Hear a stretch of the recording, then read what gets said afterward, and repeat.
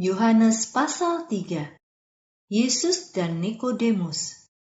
Ada seorang Farisi yang bernama Nikodemus. Ia adalah anggota pemimpin agama Yahudi. Pada suatu malam ia datang kepada Yesus dan berkata, "Guru, kami tahu engkau adalah guru yang diutus oleh Allah. Sebab tidak ada orang yang dapat mengadakan tanda mujizat seperti yang engkau lakukan, kecuali Allah menyertaimu."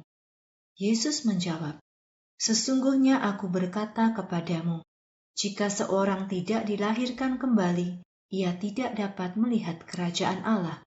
Nikodemus menanggapi, "Bagaimana seorang yang sudah tua dapat dilahirkan kembali? Dapatkah ia masuk lagi ke dalam kandungan ibunya dan dilahirkan untuk kedua kalinya?" Jawab Yesus kepadanya, "Aku berkata kepadamu, sesungguhnya tidak seorang pun dapat masuk ke dalam kerajaan Allah kecuali dilahirkan dari air dan roh. Karena yang dilahirkan dari daging adalah daging, tetapi yang dilahirkan dari roh adalah roh. Jangan heran dengan yang kukatakan ini, kamu harus dilahirkan kembali. Angin bertiup kemana ia mau, kamu bisa mendengar suaranya, tetapi kamu tidak tahu dari mana datangnya atau kemana perginya. Begitu juga dengan setiap orang yang dilahirkan dari roh." Nikodemus bertanya, "Bagaimana hal itu terjadi?" Yesus menjawab, "Kamu adalah guru agama bangsa Israel, tetapi tidak mengerti tentang hal-hal ini. Dengan sesungguhnya aku berkata kepadamu, kami berbicara tentang apa yang kami tahu, dan kami bersaksi tentang apa yang kami lihat. Tetapi kamu orang-orang Israel tetap tidak mau menerima kesaksian kami. Jika tentang hal-hal duniawi yang aku katakan kepadamu kamu tidak percaya, bagaimana mungkin kamu akan percaya dengan hal-hal surgawi yang aku katakan kepadamu? Tidak ada seorang pun yang pernah naik ke surga, kecuali Dia yang telah turun dari surga, yaitu Sang Anak Manusia. Sama seperti ketika Musa meninggikan ular di padang gurun, demikian juga Anak Manusia harus ditinggikan. Barang siapa percaya kepadanya, ia akan mendapatkan hidup yang abadi. Karena Allah sangat mengasihi isi dunia ini, sehingga diserahkannya anaknya yang tunggal, supaya setiap orang yang percaya kepadanya tidak menjadi binasa, tetapi mendapat hidup yang abadi. Sebab Allah tidak mengutus anaknya ke dalam dunia untuk menghukum, melainkan untuk menyelamatkan dunia melalui Dia.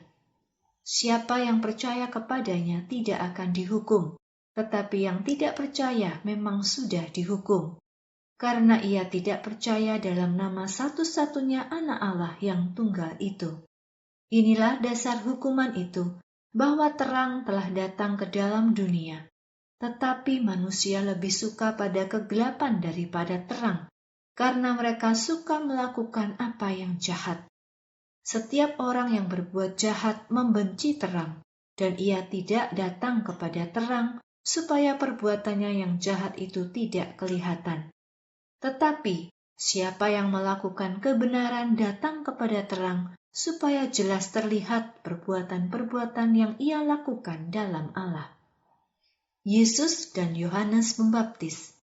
Setelah peristiwa itu, Yesus dan murid-muridnya pergi ke wilayah Yudea.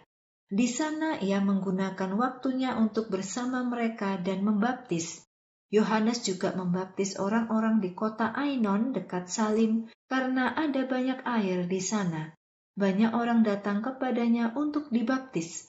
Saat itu Yohanes belum dijebloskan ke dalam penjara. Di sana muncul perdebatan di antara murid-murid Yohanes dan orang-orang Yahudi tentang masalah upacara penyucian. Mereka datang kepada Yohanes dan berkata kepadanya, "Guru, orang yang bersamamu di seberang sungai Yordan, yang pernah engkau sebut sebelumnya, ia juga sedang membaptis, dan orang-orang datang kepadanya." Yohanes menjawab, "Tidak ada seorang pun yang dapat menerima sesuatu kalau tidak dikaruniakan Allah dari surga. Kamu sendiri dapat memberikan kesaksian bahwa aku pernah berkata, 'Aku bukan Mesias,' tetapi aku diutus Allah untuk mendahului dia.